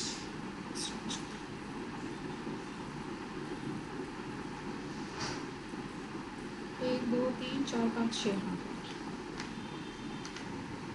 ये देखिए। हाँ लिख लिया जी सारिका जी, डन।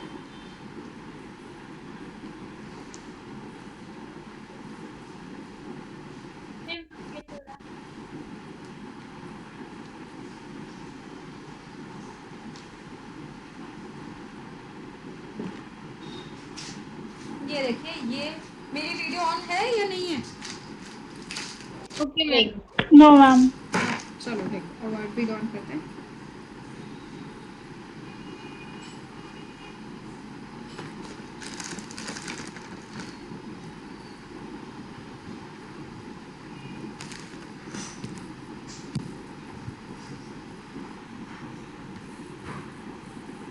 हाँ मैं दिखती हूँ सबको। अब देखिए, can you see the structure? दिख रहा है? Yes yes ma'am. Benzene. Let me just tell you everything very clearly. यहाँ पे क्या है, ये जो काले काले हैं वो तो सारे कार्बन है जी। ये आपको ब्लू वाले बॉन्ड्स दिख रहे हैं? These are pi bonds. Yes तो बेंजीन इज लाइक दिस, जैसे मैं स्क्रीन पे भी बना रही हूँ, दिस इज बेंजीन। तो जो ये आपके डबल बॉन्ड्स मैंने बनाए हैं ना, ये सारे पर्पल वाले हैं। बेंजीन के ऊपर सब जगह एक एक एच होगा ना, जैसे आप देख रहे हैं व्हाइट से मैंने एच को इंडिकेट किया है। क्या आप देख रहे हैं बेंजीन प्लेनर है पूरा का पूरा? कैन यू सी? वो मेरे एक ही हाथ पर आ गया, तो कंप्लीट प्लेनर मॉलिक्यूल है ना, like this, it's a plane.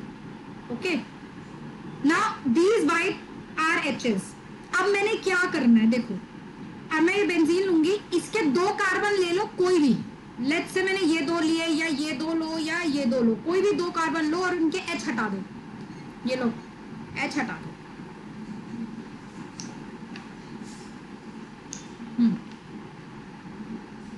ये एच हटा दिए। अब पाई बॉन्ड एक्चुअली बनता कैसे है? पाई बॉन्ड बन रहा है जैसे ये वाला पी और ये वाला जो कार्बन है ना, इसका ही पी ऑर्बिटल ऐसा है, इसका पी ऑर्बिटल ऐसा, लेटरल ओवरलैप हो रहा है यहाँ पे। इसका पी ऐसा, इसका पी ऐसा, लेटरल ओवरलैप हो रहा है। अब जो ये वाला पाई बॉन्ड है, ये कैसे बनेगा? ये एच हटा दिए हमने यहाँ से, स्क्रीन पे देखिए, ये एच हटा दिए। ये क्या है? What are these? These are hybrid orbitals, sp2 hybrid orbital, जिनमें एक एक इलेक्ट्रॉन है। ये आपस में ओवरलैप करते हैं बेंजाइन में, देख रहे हैं? ऐसे ओवरलैप करते हैं। अब आप देखो, सुनना ध्यान से, ये वाला बॉन्ड आपको दिख रहा है ऊपर की तरफ पॉइंटेड है इस डायरेक्शन में, और ये वाला इधर, ये दोनों आपस में सामने है ही नहीं, और तुम इनको ओवरलैप करा रहे हो। तो आई होप यू अंडरस्टैंड कि ये वाला पाई बॉन्ड कितना वीक होने वाला है। हाँ या ना? कि भैया जब आपका लेटरल ओवरलैपिंग होता है तो 2 ऑर्बिटल ऐसे होते हैं एकदम सीधे सीधे सामने, और ऐसे ओवरलैप कर जाते हैं ऐसे। अभी क्या हो गया है? ये ऐसे है, एक इधर पॉइंट, एक इधर देख रहे हो, इनको ओवरलैप कराना है। और जैसे आप इसमें भी नोटिस कर रहे हो, अगर मैं इनको ओवरलैप कराने की कोशिश करूंगी, can you see the molecule कितने स्ट्रेस में आ जाएगा? हाँ या ना? This is the case. Why is benzene unstable? Benzene unstable क्यों है? क्योंकि ये जो एक्स्ट्रा पाई बॉन्ड हमने जबरदस्ती बनाया है ना, ये वीक है, एक्सट्रीमली वीक है, ये बनना ही नहीं चाहता। हाइब्रिड ऑर्बिटल कभी पाई बॉन्ड नहीं बनाते, हाइब्रिड ऑर्बिटल हमेशा सिग्मा बॉन्ड बनाते हैं। एक इस डायरेक्शन में जा रहा है, इस डायरेक्शन में जबरदस्ती ओवरलैप हो रहा है। ऑल्सो बाई चांस तुमने ओवरलैप करा दिया, लो भाई करा दिया। अब इसको ऐसे देखो, ऐसे प्लेन में रखा मैंने, मेरा पी इलेक्ट्रॉन क्लाउड ऐसे है, मेरे पी ऑर्बिटल ऐसे ओवरलैप कर रहे हैं। ये अगर ओवरलैप करेगा तो ऐसे ओवरलैप करेगा यहाँ पे, तो ये पाई बॉन्ड ऐसे होगा, बाकी सारे पाई बॉन्ड ऐसे हैं वर्टिकल, बाकी पाई बॉन्ड वर्टिकल है, ये वाला पाई बॉन्ड क्या होगा? हॉरिजॉन्टल। ये मतलब है मेरा कहने का कि ये वाला पाई बॉन्ड जो है परपेंडिकुलर है, बाकी सारे पाई बॉन्ड इस वर्टिकल प्लेन में है, वर्टिकली खड़े हुए दिख रहे हैं आपको, सारे वर्टिकल प्लेन में है। और ये जो पाई बॉन्ड है, ये कौन से प्लेन में होगा? हॉरिजॉन्टल प्लेन में होगा। नाउ कितने बच्चे मेरी बात समझ पाए हैं? पहले बताओ। Yes ma'am. Yes, ma'am. हाँ जी, या कोई और चाह रहा है समझना तो मैं मॉडल के बिना भी समझा सकती हूँ। कोई डाउट है तो प्लीज पूछिए। राधिका। मैम Yes, एक बार फिर से बता दो। मैम एक बार और समझाइए। क्या समझाए? पहले आपको ऐसे समझाते हैं फिर मॉडल से समझाएंगे, ठीक है? पहले स्क्रीन पे देखो, ये है कार्बन कार्बन कार्बन रिंग, ठीक है जी। हर कार्बन के ऊपर एक हाइब्रिड ऑर्बिटल होता है, एक पी ऑर्बिटल होता है। हर कार्बन sp2 हाइब्रिड है तो सब कार्बन पे एक एम्प्टी होगा, हाँ या ना? ये तो जान रहे हैं सारे। Yes ma'am. ऐसे, ठीक है। और हर कार्बन पे एक HH है जो उसका हाइब्रिड ऑर्बिटल बना रहा है।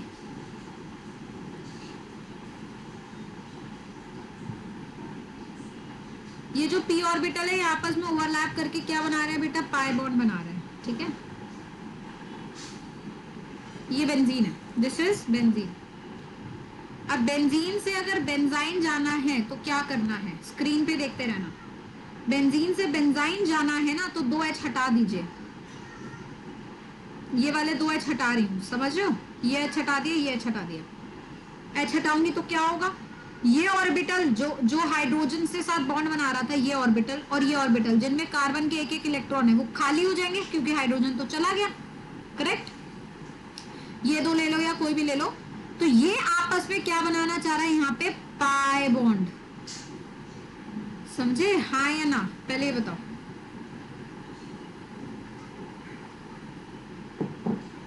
नहीं समझे? मैम हाँ, मैम ये जो पाई बॉन्ड बनेगा हाइड्रोजन के इलेक्ट्रॉन से, ये बेंजीन में बनेगा ना? बेंजीन के हाइड्रोजन से बनना। बेंजीन में बने मतलब?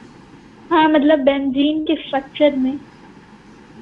बेंजीन के स्ट्रक्चर में इससे हाइड्रोजन हटा देंगे तो बनेगा। हाँ, यही बोलना चाहते यस मैम। हाँ, बिल्कुल। मैम आ गया समझ। Sarika, Pinky, yes ma'am. पक्का समझ आ गया? नहीं आया ना? Parvati, Yes, ma'am. पक्का समझ आ गया? हाँ, ma'am. पक्का? सोच रही हूँ मैं सवाल पूछने वाली। Yes, ma'am. पक्का? Yes, ma'am. ठीक है। तो ये मेरे पाई बॉन्ड्स है। मैंने क्या बोला? आपने इनके थ्रू बनाया है एक ट्रिपल बॉन्ड। तो अब ये हमें क्लियरली नहीं दिख रहा कि p ऑर्बिटल तो ऐसे वर्टिकल होते हैं, हाइब्रिड ऑर्बिटल ऐसे होते हैं। तो जो नॉर्मल रिंग का पाई बॉन्ड है और ये वाला पाई बॉन्ड, ये दोनों डिफरेंट प्लेन में होंगे, जैसे कि मैं यहाँ भी समझा रही थी। इसको से रखो। अगर आप इसको ऐसे भी नोटिस करोगे तो you can see it this way. देखो, ये पाई बॉन्ड्स आपको दिख रहे हैं? ये p और पाई बॉन्ड्स कैसे बने हुए? पर्पल वाले देखो, ये वाले, can you see they are vertical like this? इस तरीके के वर्टिकल प्लेन में बने हैं। और हाइब्रिड ऑर्बिटल इस प्लेन में, हॉरिजॉन्टल प्लेन में। तो जो पाई बॉन्ड आप बना रहे हैं वो हॉरिजॉन्टल प्लेन में बनेगा, और जो बेंजीन का पाई बॉन्ड होता है वो वर्टिकल प्लेन में होता है। इसलिए ये जो पाई बॉन्ड है ये परपेंडिकुलर है, ये पाई ऑर्बिटल के उसमें नहीं है, रिंग में नहीं है। और ये बहुत ही अनस्टेबल है, बहुत ही यूनिक है, क्योंकि हाइब्रिड ऑर्बिटल ओवरलैप करना चाहते नहीं है। इनका डायरेक्शन ही ऑपोजिट है, इधर देख रहे हैं ये, पर ये फिर भी ओवरलैप कर रहे हैं। तो ये पाई बॉन्ड काफी वीक होने वाला है। तो ऑब्वियस सी बात है, अगर आप बेंजाइन का पाई बॉन्ड हटा दो जो कि काफी वीक है, ये वाला मैं हटा दूं या तोड़ दूं, तो वापस बेंजीन नहीं बन जाएगा? तो बेंजीन ज्यादा स्टेबल है या बेंजाइन? Benzene. तो बेंजाइन क्या है? Highly unstable. हाईली अनस्टेबल है, इसलिए ये क्या है? एक इंटरमीडिएट है, कंपाउंड नहीं है, कोई स्टेबल कंपाउंड नहीं है। ये क्या है? इंटरमीडिएट। ठीक है? इंटरमीडिएट क्यों है? क्योंकि ये जो पाई बॉन्ड यहाँ बनता है ये परपेंडिकुलर प्लेन में बनता है, हाइब्रिड ऑर्बिटल के ओवरलैप से बनता है, और ये काफी बेकार पाई बॉन्ड है, काफी वीक पाई बॉन्ड है। Am I clear to now? Yes ma'am. Yes, ma'am. Popular question है, what is the hybridisation of carbons bearing triple bond in benzyne? बताओ क्या आंसर, कौन बताएगा?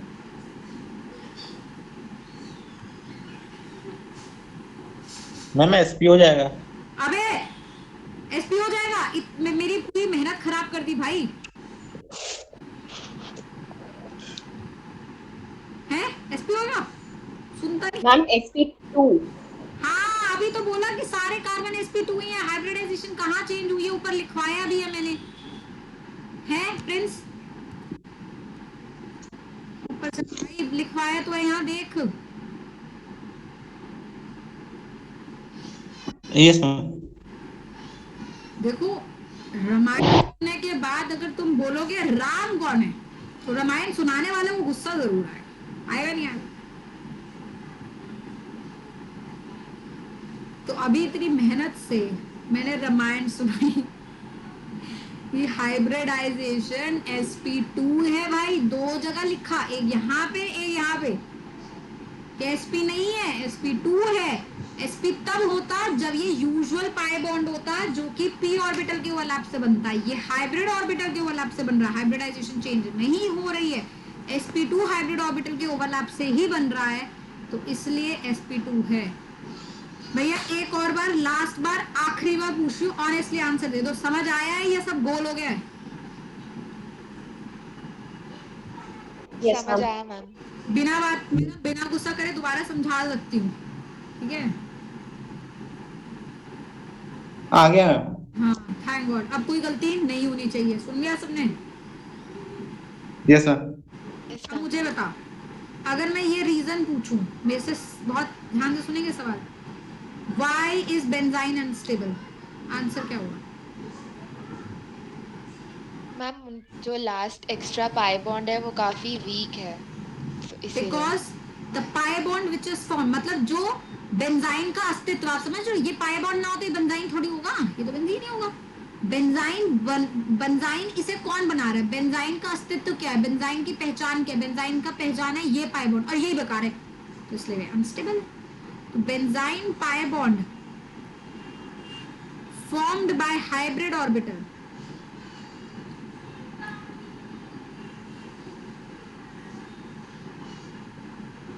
is highly weak and unstable.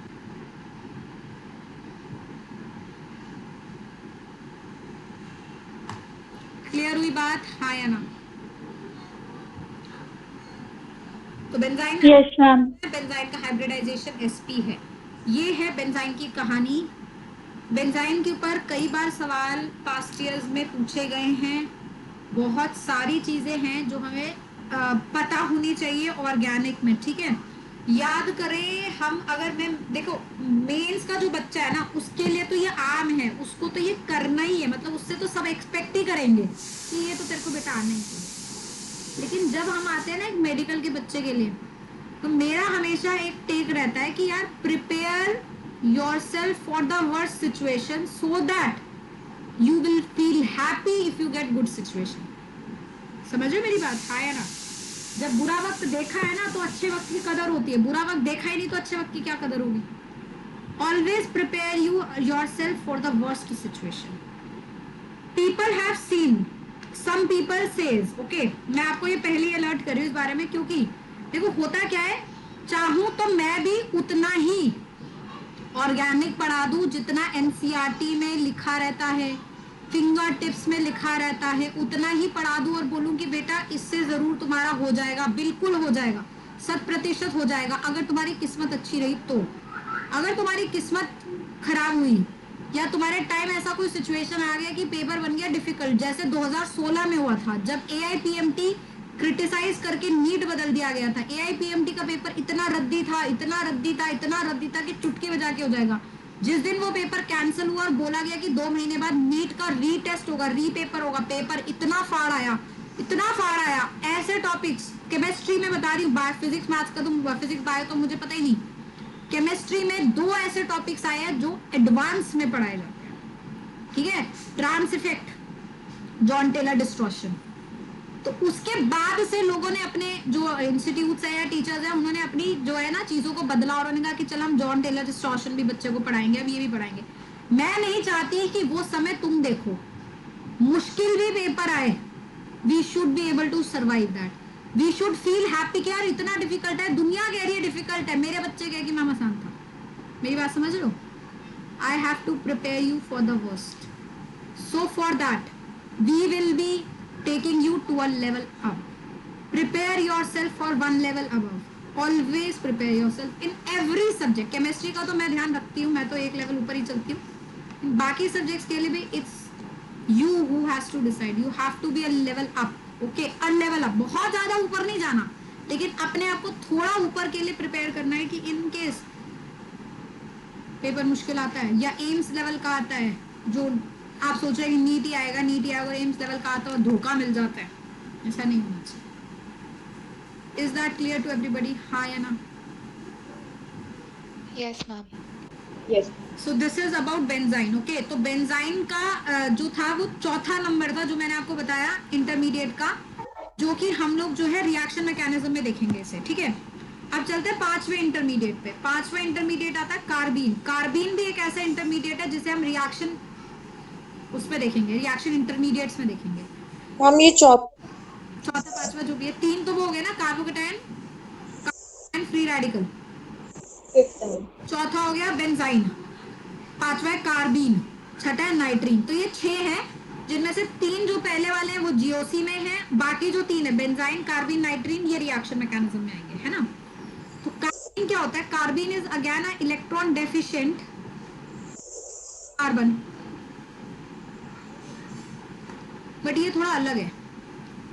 इसके पास 2 तो bond होते हैं, 2 ऑर्बिटल इसके खाली रहते हैं, और उन दोनों में से या तो एक ही ऑर्बिटल में दोनों इलेक्ट्रॉन रख लेता है या दोनों ऑर्बिटल में एक एक इलेक्ट्रॉन रख लेता है. तो 2 तरीके के कार्बीन होते हैं मेरे पास, जिसको हम जनरली ऐसे दिखाते हैं.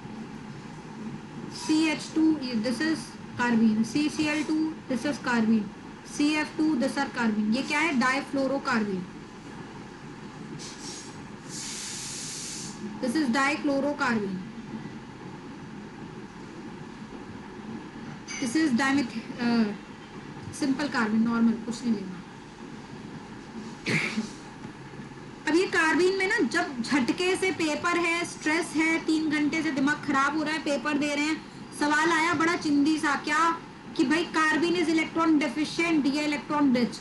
बच्चा ऐसे पेपर करते हुए झटके से सवाल देखता है तो अरे बेटा या तो लोन पेयर है इलेक्ट्रॉन रिच, वही गलती हो जाती है. भाई इलेक्ट्रॉन रिच नहीं है, समझ रहे हो? नहीं है. ठीक है, क्यों नहीं है? अभी बताया था, इलेक्ट्रॉन रिच तब होता है जब ऑक्टेट पूरा हो और इलेक्ट्रॉन एक्स्ट्रा पड़े. इसका तो ऑक्टेट ही पूरा नहीं है, तो इलेक्ट्रॉन रिच कैसे हुआ? हुआ क्या? नहीं हुआ. It's electron deficient. Octet is incomplete. 2 has lone pair, unshared pair of electron है, बट इलेक्ट्रॉन रिच नहीं है. अब ये जो 2 इलेक्ट्रॉन है, या तो दोनों इलेक्ट्रॉन पेयर्ड रह सकते हैं या दोनों इलेक्ट्रॉन अनपेयर्ड रह सकते हैं. अगर दोनों इलेक्ट्रॉन पेयर्ड रहेंगे, इसे बोला जाता है सिंगलेट कार्बीन. दोनों इलेक्ट्रॉन अनपेयर्ड होता है तो उसे बोला जाता है ट्रिपलेट कार्बीन. यहां तक बात समझ आई है? हाँ या ना? Yes, ma'am. कार्बीन कौन सा स्टेबल होगा? सिंगलेट ज्यादा स्टेबल है या ट्रिपलेट? किसको क्या लगता है? ट्रिपलेट. सिंगलेट. क्यों? मैम सिंगलेट ज्यादा स्टेबल है. क्यों? मैम एक ऑर्बिटल तो कम से कम पूरा भरा है. अरे तो बड़ी अच्छी बात हो गई है. अगर मेरे पास 4 रूम है पीजी बनाने के लिए और मेरे पास 10 बच जाए, मैं 10 के 10 को एक ही रूम में घुसा दूं और खुश हो जाए, चलो एक रूम तो मेरा पूरा भरा हुआ है. वही तो मैम. खुशी वाली बात है. या फिर मैं 10 को अलग अलग रूम में रखूं और फिर खुश हो रहे मेरे 4 रूम भरे हुए. भूल गए हो एटॉमिक स्ट्रक्चर. आंसर तो सिंगलेट ही है मेरे ख्याल से भी. आंसर सिंगलेट है. क्यों?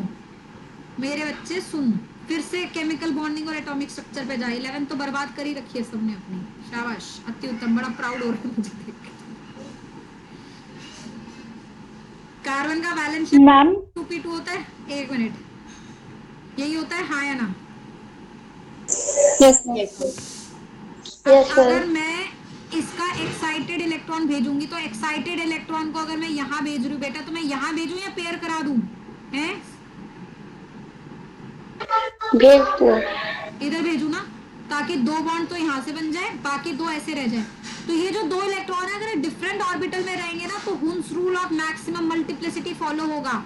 और अगर ये एक ही में आ गए ना तो एक ऑर्बिटल खाली हो जाएगा, Hund's rule of maximum multiplicity violate हो जाएगा। इसलिए ट्रिपलेट कार्बन ज्यादा स्टेबल है। Singlet carbon violates Hund's rule of maximum multiplicity. नहीं आई बस समझ।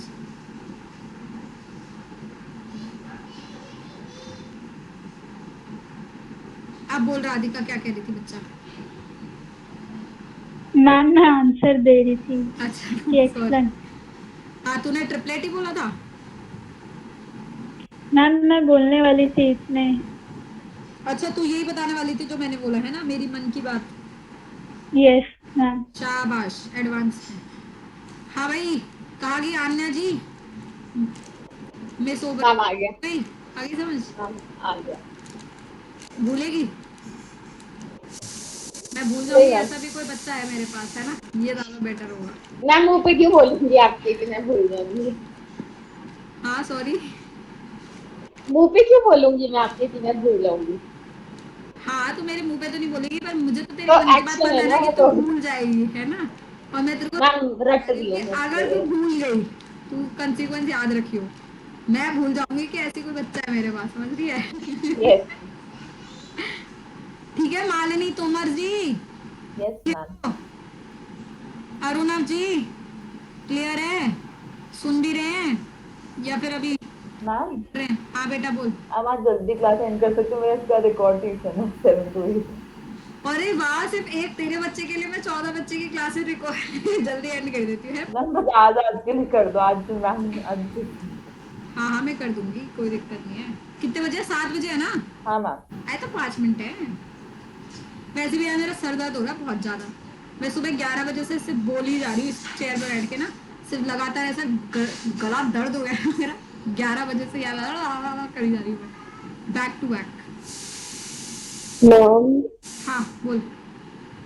मैम ये कार्बीन ट्रिपलेट कैसे है, समझ में नहीं आया। ट्रिपलेट और सिंगलेट मैं बताती हूँ उसका लॉजिक क्या होता है। ये थोड़ा सा और आगे जाते हैं। जब हम ट्रिपलेट और सिंगलेट बोलते हैं ना तो ये मल्टीप्लिसिटी के हिसाब से होता है बेटा। मल्टीप्लिसिटी होता है number of unpaired electron plus 1। क्या होता है? Number of unpaired electron plus 1। ठीक है मालिका? इधर अनपेयर्ड इलेक्ट्रॉन कितने हैं? मैम एक भी नहीं है। तो मल्टीप्लिसिटी क्या हुई? 1, है ना? क्योंकि अनपेयर्ड 0 प्लस 1 1, इसलिए सिंगलेट मतलब मल्टीप्लिसिटी 1। ठीक है? यहाँ अनपेयर्ड कितने हैं? मैम 2। तो 2 प्लस 1 क्या हुआ? 3। मल्टीप्लिसिटी 3, इसलिए ट्रिपलेट। ठीक है? Okay ma'am.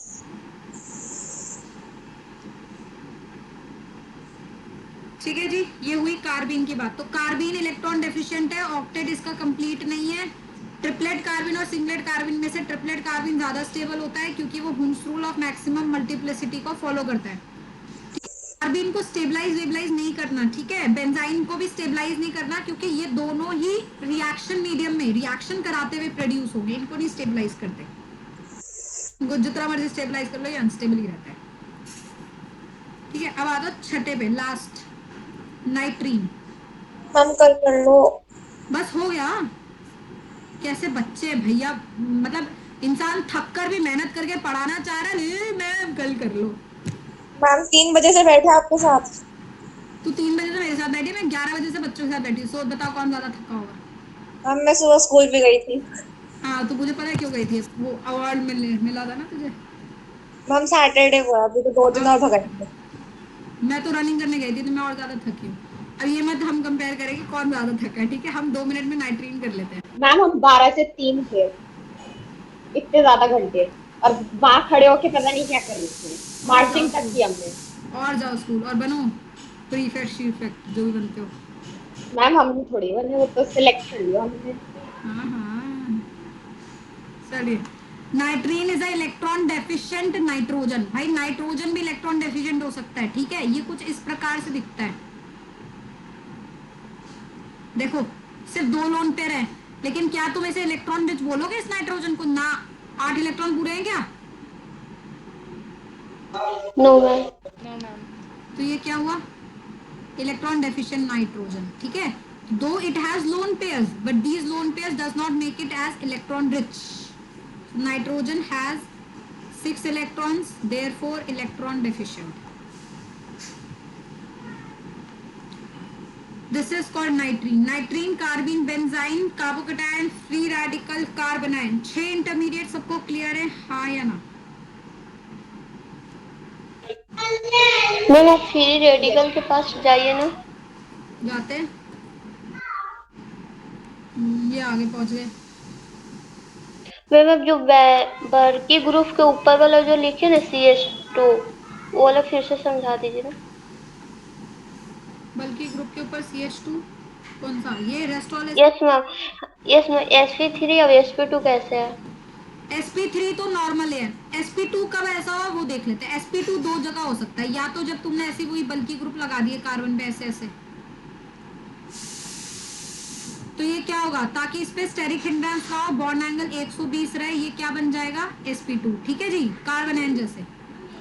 और अगर रेडिकल के बगल में कोई डबल बॉन्ड लगा दिया जहां से ये रेजोनेंस कर सकता है तो भी sp2 बनेगा. इसके अलावा हर केसेस में वो sp3 रहेगा. समझ आई बात?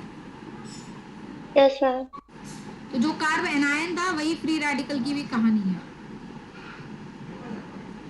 ठीक है. Yes ma'am.